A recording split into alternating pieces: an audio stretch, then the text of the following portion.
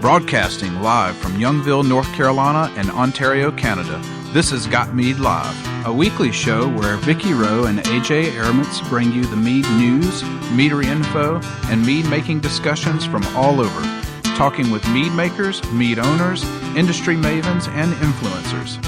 This is Got Mead Live, a weekly podcast about mead and the people who love it and where the mead world is going. And now here are your hosts, Got Mead owner Vicky Rowe and mead and wine maker AJ Airmans.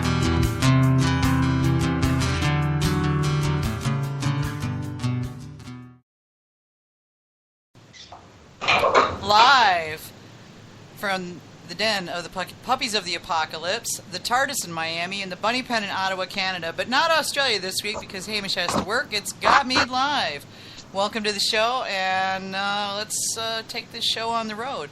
This week we are going to Baltimore, Maryland, where we're going to be talking with James Boicourt, one of the founders of City Meadworks, Baltimore's only meadery, and one of the most distributed meads in the capital area. So some pretty good stuff. I visited there 3 weeks ago when I was up there I was up in the area for the East Coast meetup, and got a chance to talk with James and hang out at his place for a bit, and brought home a whole lot of his mead, two cans of it, which I have sitting in front of me now. So got some good stuff going there. If you want to listen to us live, you can listen to us on the Got Mead website at gotmead.com. Just click Got Mead Live Radio Show, and then it'll take you straight to the page where you'll see the player. It'll always be showing either whether we're live, it'll be showing live, and if not, it'll show the most recent show. If you're mobile, you can listen to us and you prefer to listen to us after the fact, you can pick us up on iTunes, SoundCloud, TuneIn Radio, Stitcher, and Spreaker, which is where we live when we are doing the show. And we also have a show player on our Facebook page at facebook.com/gotmead. You can check it out there as well. If you want to find us online, you can find us obviously at gotmead.com. The forum is gotmead.com/forum. And on Facebook, we are at facebook.com/gotmead. The Gotmead group is facebook.com/groups/gotmead. And also /group/Gotmead patrons for our patron members. On Twitter, we are at GotMeadNow. Feel free to tweet us during the show. I'm usually watching. And if you want to send us any questions, just go put your mouse over the Got Mead Live Radio Show, and there'll be a drop down there where you can put in any questions that you want to send to us to ask us for on the show when we're talking to our guests. And, of course, if you want to call in, you can call us at 803-443-MEAD. That's 803-443-6323. If you like what you hear, if you hang out on Got Mead, if you hang out on any of the Got Mead Facebook properties, just know that while we all manage this stuff and do the show and everything because of our love of mead, the software, the hardware, the storage space, and streaming time does cost money. So if you like what you hear, if you find Got Mead in any way, shape, or form useful, consider becoming a supporting patron member. And hang on, my computer is talking to me, and I don't know why. Because computers are evil. Yeah, it doesn't usually. And they want to make everything more difficult. Yeah. So, as I was saying, if you like something that you've seen on Got Mead, if you find Got Mead useful, consider becoming a patron member. It's only $30 a year. You get access to our patron boards on the forum. You get put into the Got Mead patron Facebook group, and you're going to be talking to people that are more advanced mead makers. There's also a lot of award-winning recipes in the patron forums on the Got Mead forums. So, good stuff in there, and it's only $30 a year. So, we appreciate it. And thank you for those of you that signed up last week. You are much appreciated. Thanks a lot. Cool. So let's get on to the good stuff. What are we drinking? Oh, I'm drinking a Gatorade. Gatorade? Because you went boxing today. I did, like an idiot. This getting into shape stuff is just no good. Just no good. I should be drinking mead right now. You should But just accept what my husband does and say round is a shape. It is. Next week. round. Well, when we come back, I'll be drinking some mead on the show for sure. Yeah, you got to stop doing stuff like this on show days. Right. There are 4 other days of the week. You could have picked one of them. Yeah. Okay. So who do we have today? Oh no! What is AJ drinking? What is AJ drinking? Yeah. I've got the end of another bottle of my apple mint wine from a way long time ago, and this was left as a half bottle, so it's starting to get a little bit oxidized, but honestly, it tastes pretty good that way. Yeah. And I'm pretty sure at one point I put lemon in this because I can now taste it because the mint is completely faded out of it. Interesting. Yeah, it's really interesting to check stuff out when it's really, really, really, really, really, really aged. Yeah. Well, that's why it's always good when you're making a batch to lay down a bottle or two so you can, or a bottle or 6 actually, so you can kind of check it as it gets older to see how it performs. That's nice if you've got the space for it and if you've got the patience and if you've made a big enough batch that you can actually drink some now and, save some for later. I wanted to talk because I've only got a few of my batches that have any bottles left. And I do have 1 or 2 that are like 12 years old. So. Mm-hmm. The oldest I have is like 3 or 4 years. Yeah. Well, I've got 2 cans of mead in front of me. And one is...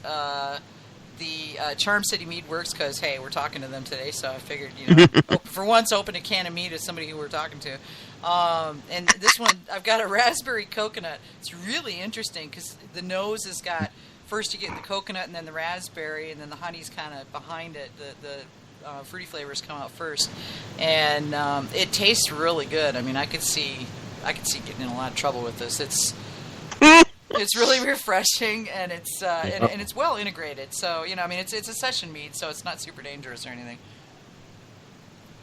But I like it. It's nice, and all of their meads are real easy drinkers, which I really liked. And then the other one is called Retire by the Fire, and it's got cacao, vanilla, and clove, and it's all really understated. So I don't know. I'm one of those people that like spices like that, so.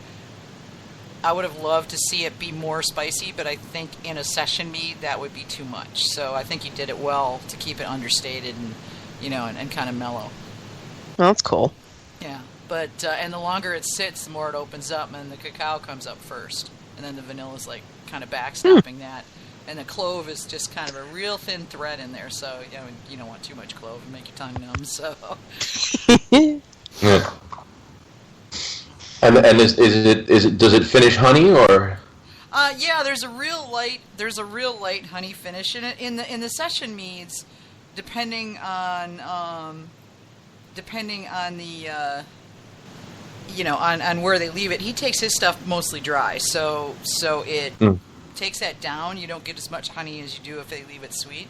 But all of his stuff is off dry, or at least all the stuff that I've had so far, and. I like that. I mean, I'm not a big fan of dry, or at least I didn't think I was, but as I've tasted more well-done dry and off-dry meads, I'm starting to change my ideas about that. Yeah, well, a dry mead with vanilla in it has the perception of being sweet, I would imagine. A little bit, yeah. I mean, this does come off as being a little sweeter, as does the raspberry coconut, because coconut does the same kind of thing. But yeah, but you do have to have a little bit to offset the cacao bitterness, or at least that's what I've found when I've made anything with cocoa. Yeah, well, I think it depends on whether you use cocoa or nibs, too. I mean, that they say that using nibs makes a difference. And I don't know, I mean, there's 3 or 4 different ways that you can use cocoa. I've seen people use cocoa, and then people that use, like, whole cacao beans, and other people that use nibs. And, so it just depends, I guess, on the direction you take as to what you get. But let's bring James in and we'll ask him. Yeah. That's a good idea. Yeah.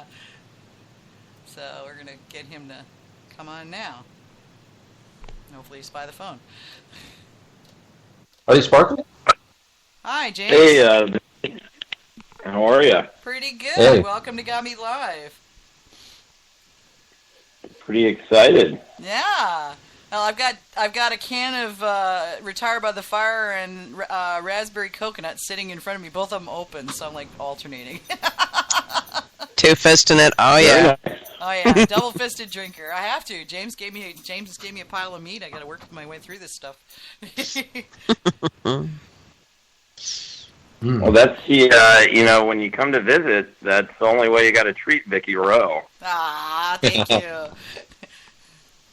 It was cool. I enjoyed it, and thank you very much. I've been sharing your stuff with my friends and telling them how awesome it is. So. Well, I'm excited. I actually get to give Carvin Wilson a tour tomorrow. For some random reason, he happens to be in town, and I saw that. he's going to come by around. Yeah, I saw that on Facebook. Yeah, if he didn't come see you, I would have had to give him all kind of crap. I mean, duh, go to Baltimore and not come see you? I don't know. But it should be a lot of fun. How's your tour going? Tour hasn't started yet. We go on May 30th. We're leaving the day after Memorial Day. It wasn't going to be till June 8th, but we got moved back up because my husband's company in their infinite wisdom and ability to screw up pretty much any vacation we've ever taken in our entire lives, decided that he had to go to Tennessee the week we were going to leave originally. So we backed it up a week so I could get to we could get to the Detroit stuff that I want to do for 3-4 days, and then head on up to my folks. And he's going to get me set up there because I'm going to be one-armed, so I can't really set up the trailer by myself. And then from there, I'm gonna drop him at the airport to go to Tennessee, and then he's gonna take off for a week and leave me in northern Michigan with the truck. And I guess I'll just have to go visit meaderies. Could be worse things. Yeah, it could be. So it'll be a little chilly in Michigan that time of year, but I'm totally okay with that because it'll be stupidly hot here. So a one-armed lady walks into a meadery? yeah, Nice. sounds like a really bad joke, doesn't it? All right, so I'm new at this. Let's get the show on the road. Okay, Let's cool. do it. Well, we know your story because you sent it to us, but just to kind of let people know who you are, tell us a little bit about how you got into making mead in general and how you ended up doing it, for a job. Not making a lot of money, but having a lot of fun, kind of thing. Well, my first introduction to mead was during a college class I took on beekeeping. I switched majors and had to take a bio elective, and here was this class that was famous on bees and beekeeping, and it was taught by one of the most amazing professors, and it was one of those things that you just don't think much of at the time. It was a really like, oh wow, yeah, that's the perfect class to take to fit that, and it was so interesting